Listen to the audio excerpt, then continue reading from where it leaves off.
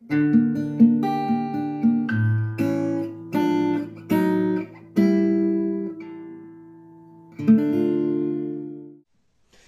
dia, boa tarde, boa noite, queridos telespectadores. Aqui quem vos fala é o Guilherme Góes e este daqui é o Gabriel, pessoal. Nós somos os membros fundadores do Grupo Reintegrados, grupo dedicado à disseminação da cultura, do conhecimento e inclusive da filosofia, que é tema do vídeo de hoje, não é mesmo? Sim, hoje, galera, nós trouxemos um tema bem filosófico. Hoje nós vamos abordar os impactos da filosofia na vida cotidiana. Eu lhes pergunto, você pode até deixar no comentário como você acha que a filosofia impacta na sua vida? Você acha que os filósofos antigos eles lhe trouxeram algum legado? Eles lhe deixaram alguma marca? Você conseguiu agregar algo à sua vida? De que maneira a filosofia, não somente a filosofia arcaica, mas também a filosofia mais contemporânea, ela influencia na sua vida? E o próprio ato de refletir, de filosofar, como nós falamos, influencia e impacta na sua vida diária? E eu gostaria de perguntar, Guilherme, o que é que você acha sobre isso? De que maneira a filosofia ela impacta na sua vida? Por que ela gera efeitos na vida cotidiana, vida educacional, na esfera política, esfera social, acadêmica? Ideias sem consequências. Ideias sem consequências, assim, eu venho buscando minha formação na área de filosofia já há pelo menos 5 anos e eu gostaria de dar alguns exemplos práticos de como é que as coisas funcionam através de filósofos e coisas que aconteceram ao longo da história. Bem, um princípio que eu aprendi com o professor Olavo de Carvalho, grande filósofo brasileiro, foi o seguinte: elevar as pessoas acima das limitações da cultura vigente é a tarefa por excelência da filosofia.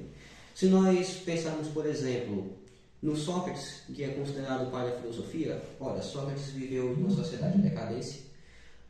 A sociedade em que Sócrates viveu já tinha abandonado vários dos valores antigos, e esses três, Sócrates, Platão e Aristóteles, grande tripé da filosofia ocidental, eles não só eles se viam como sendo representantes dos valores antigos de Atenas, e também eles não só conseguiram ser fiéis a esses valores, como criaram um legado, como criar toda uma cultura que foi algo muito maior. Olha, hoje em dia, ainda hoje, o método da maniôtica socrática ainda é utilizado na psicologia. Muito do trabalho científico mesmo de Aristóteles, até hoje, ele ainda é considerado, ele ainda tem uma validade muito grande. Inclusive, é algo que é engraçado, porque certas coisas que até pouco tempo atrás já tinha sido considerado pseudociência da parte de Aristóteles, com o avanço dos mecanismos de pesquisa, dos equipamentos, foi constatado que realmente Sócrates tinha razão, e foi uma coisa que ele não tinha todos os aparelhos que a gente tem hoje, foi só pelo exercício da própria filosofia dele, dentro da ciência, que ele veio a chegar a essas conclusões. E assim, outro exemplo que eu gostaria de dar seria, por exemplo, o do filósofo estoico, escravo, Epicteto, uma pessoa que foi escravo por boa parte da sua vida, viveu em uma condição muito ruim. Entretanto, ele sempre quis, ele sentia que ele tinha essa vocação para a filosofia, ele se esforçou e ele conseguiu se elevar acima da situação dele, a um ponto que ele conseguiu, inclusive, ser uma das grandes influências do imperador Marco Aurélio. Se a gente pensa, olha, por exemplo, eu tenho um problema com esses caras aqui, inclusive, se a gente parar para pensar a respeito com um viés num paradigma de Sócrates, dá até para dizer que esses caras não são filósofos de fato, tá?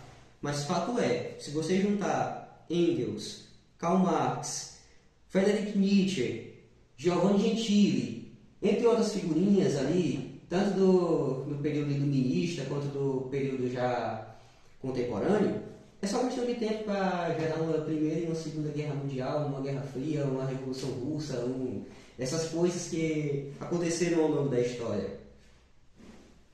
Aí, por que você acha a respeito disso, desses filósofos mais contemporâneos? Explique mais sobre essa questão da sua perspectiva. Qual a principal diferença que você acha dos mais modernos para os mais antigos? O que você acha que tem de diferencial entre eles? O que tem de diferencial deles, cara, é o seguinte: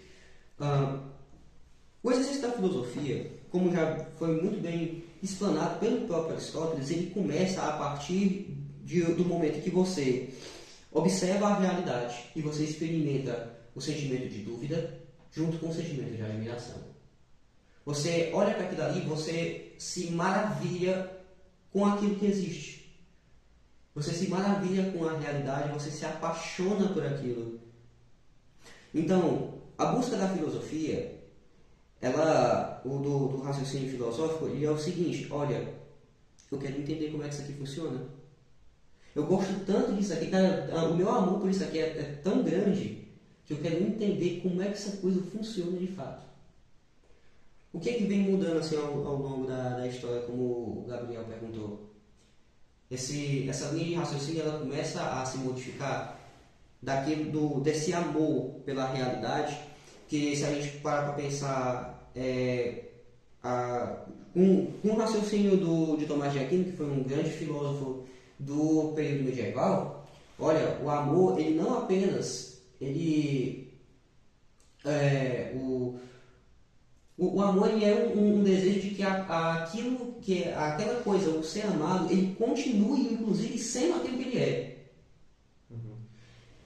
Então, assim, com o tempo, essa noção da filosofia ela foi se perdendo para que isso se tornasse um negócio de revolucionário. Então, assim, eu não observo a realidade com amor, eu observo ela com ódio e com desprezo. Eu não quero que as coisas continuem sendo aquilo que elas são. Eu quero destruir tudo e construir algo novo. Pronto. Aí, no caso, quais valores norteiam essa sua ideia de mudança, essa sua ideia de transformação? O que você considera como um mundo ideal, pelo menos na sua perspectiva de moralidade? Cara, a gente falar sobre mundo ideal é uma coisa complicada, viu? A gente falar sobre o mundo ideal é um negócio complicadíssimo. Agora, assim, eu acho que é muita pretensão, assim, da minha parte, a gente tentar definir, porque a gente está agora entrando no âmbito da ideologia, se a gente fosse para pensar, um modelo de sociedade ideal que deve ser seguido, que tem passos a serem seguidos para a implementação dessa visão, daquela coisa que ninguém nunca, daquele modelo de sociedade que ninguém nunca viu, ninguém sabe direito o que é. Mas se fosse para definir uma sociedade norteada por um único valor, por um único princípio moral, qual seria? Se fosse para definir uma sociedade norteada por um único valor, a gente poderia nortear a nossa vida, inclusive. Não vamos falar da sociedade, vamos falar da nossa vida. Vamos definir, aquele que é a maior dentre todas as virtudes, o amor. E a gente pode pegar aqui o amor dentro de várias noções que nos foram transmitidas pelos filósofos.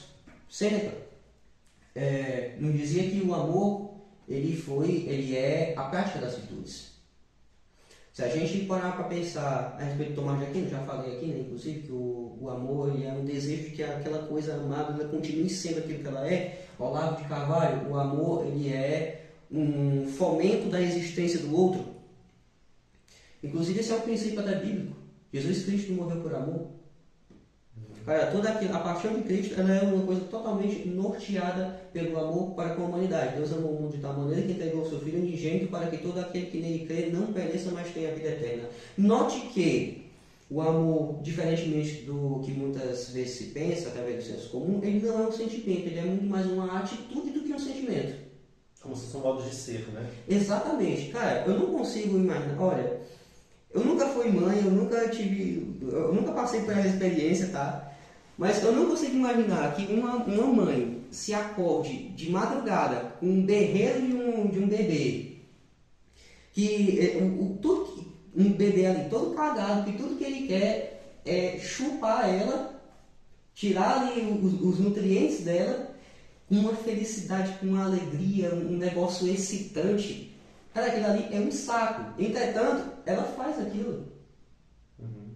O que é que impediria, por exemplo, vamos pensar aqui em um exemplo aqui. Digamos que a sua avó seja uma pessoa que tem a saúde muito debilitada, ela já não consegue mais andar direito, de repente ela tem algum problema no cérebro dela, digamos que ela tem um Alzheimer, alguma coisa que faça com que ela tenha uma vida muito sofrida e que, de certa forma, seja um fardo para ti. O que é que te impede de matar ela? O afeto. Exatamente, cara. Se não fosse por causa disso, olha, muitas das coisas que nos mantêm vivos, elas são irracionais, se a gente for para pensar. Se a gente for para pensar de um ponto de vista utilitarista, pragmático, matar a véia era algo muito mais vantajoso para ambos. Você acabava com o sofrimento da mulher e diminuía o teu esforço. Mas aquilo que é mais humano, olha só que incrível. Nenhum outro animal é capaz de amar. Você pode dizer, cara, que um cachorro, por exemplo, que ele dá a sua vida para defender o dono de algum agressor, cara, ele está fazendo aquilo ali por uma espécie de impulso natural dele. É igual, como diria na metáfora de Paulo, é igual o sino o metal que tine, o sino que soa. Como diria o Aristóteles, é igual o fogo que queima. Ele não está fazendo aquilo porque ele tenha um desejo real de te preservar, porque ele queira te manter. Ele está fazendo aquilo por causa do instinto dele. Entendeu? Sim, sim.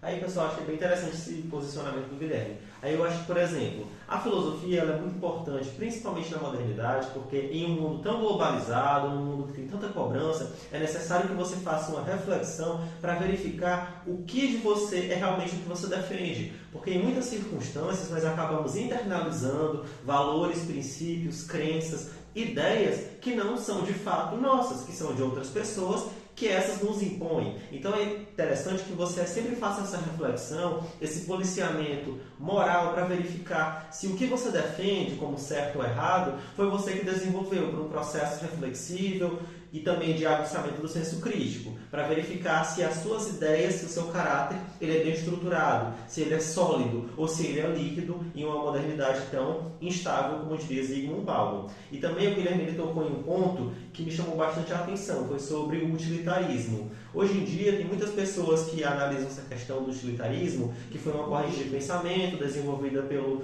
filósofo e ex-parlamentar britânico Stuart Mill, que defende que o que é justo, o que gera felicidade, deve promover o maior bem-estar de um maior número de pessoas. Então, é interessante essa ideia, esse princípio utilitarista, porque você pode adotar ou não ele, dependendo da circunstância.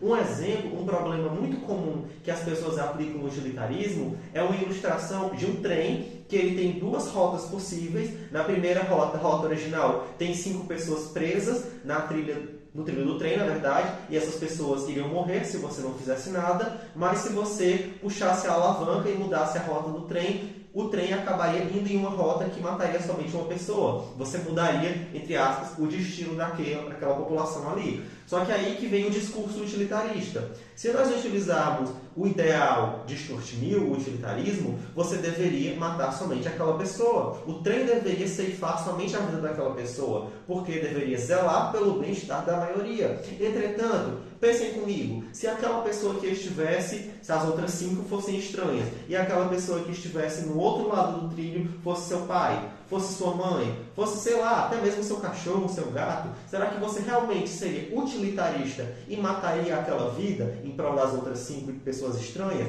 Então, assim, o utilitarismo é uma das ideias possíveis. Você pode concordar ou não, mas é interessante porque você pode segui-lo na vida real para tentar ser o mais justo possível, pelo menos em termos quantitativos. Guilherme, o que você acha a respeito dos impactos de fato da filosofia na vida cotidiana, desses efeitos, quando a pessoa ela reflete, quando ela desenvolve, apura o senso crítico? O que você acha que muda nela? A vida da pessoa ela começa a adquirir muito mais profundidade, muito mais significado. Veja, o indivíduo vulgar, e aqui eu estou usando as terminologias que foram utilizadas tanto por Olavo de Carvalho como pelo próprio Epicteto, o indivíduo vulgar, ele tende a analisar tudo na vida dele por uma perspectiva quase que animal, de que é o seguinte, isso pode me prejudicar, isso pode me trazer certo benefício, ou isso vai trazer um desconforto, isso vai trazer prazer. Normalmente fica nisso daí. A vida da pessoa ela é muito preto no branco. Então as coisas não têm cor na vida da pessoa. Fica meio difícil, como parece muito teorético quando eu estou falando assim. Cara, mas vamos tentar trazer para o cotidiano aqui, para a nossa vida. Se você tentar pensar, olha, eu acho que uma linha que as pessoas poderiam estar adotando seria estudar primeiramente os filósofos históricos, porque uma influência muito grande da cultura romana, eles são muito mais pragmáticos do que os gregos. Então, a linha filosófica deles é muito mais voltada para a prática do cotidiano, de como você faz para viver a filosofia. E a filosofia, ela é uma coisa que deve ser vivida. Você não consegue entender filosofia direito se você não fizer um esforço para que você vivencie aquilo que está sendo expresso nos livros, pelo aquele pensamento que foi expresso pelo autor. É o seguinte, cara. Deixa eu tentar pensar aqui em uma definição do próprio Epicteto, porque o Epicteto ele era muito... a organização do trabalho do Epicteto é muito interessante para isso, né? É o seguinte, olha, se a gente parar para pensar a respeito da filosofia do próprio Epicteto, porque ela é muito legal da gente estar trazendo para o nosso cotidiano, não é correto a pessoa ela buscar sempre que coisas boas ou que coisas ruins elas venham de fontes exteriores. Isso não é a atitude do filósofo segundo Epicteto, isso é a atitude do indivíduo vulgar. O filósofo ele espera que as coisas boas ou que as coisas ruins elas venham de si mesmo. Por quê? Cara, você não tem controle nenhum sobre aquilo que é externo a você. Sobre aquilo que é externo a você, tu não pode fazer absolutamente nada. Não faz muito mais sentido, não é algo muito mais libertador você parar para pensar sobre aquilo que você de fato pode fazer? Me diga, Gabriel. Sim, não é uma coisa muito mais libertadora? Cara, se tu parar para raciocinar o que é que eu posso fazer, cara, tem a situação mais diversas possíveis. Epicteto foi escravo. Epicteto foi escravo e ele conseguiu se elevar a um posto que inclusive permitiu a ele ser uma das principais influências do imperador Marco Aurélio. Eu acho assim, cara, não tem uma pessoa que seja mais simbólica a respeito do quanto que a prática da filosofia ela pode ser algo benéfico para a vida do ser humano, quanto o Epicteto. Sim, realmente é bem interessante quando o Guilherme ele traz esse posicionamento do Epicteto e tal, essa história de motivação. E isso só mostra, pessoal, principalmente o fato de que, por meio da reflexão, por meio da determinação que você tem, você pode tanto ascender e romper as fronteiras sociais, as hierarquias, você pode evoluir, ganhar renome, ganhar destaque e também evoluir filosoficamente falando, adquirir mais senso crítico para entender como funcionam as relações de poder, como diria Maquiavel no livro O Príncipe, entender como funciona o Estado, como funcionam as relações de hierarquias, de classes sociais. Então, quando você reflete sobre a sua realidade, sobre o seu próprio eu, o ego, e sobre o outro, o alter, você consegue aprimorar muito a sua visão de mundo e ter uma visão mais séria, mais solene sobre a realidade e adquirir mais maturidade nas suas decisões. Pessoal, esse foi o nosso debate, eu espero que vocês tenham gostado. Caso você tenha alguma preferência, algum tema que você goste de ver aqui no vídeo, pode comentar, fique à vontade. Não esqueça de curtir e de se inscrever no canal, claramente, para apoiar o nosso projeto. E foi isso, pessoal. Até a próxima. Até a próxima. Tchau. Tchau, tchau.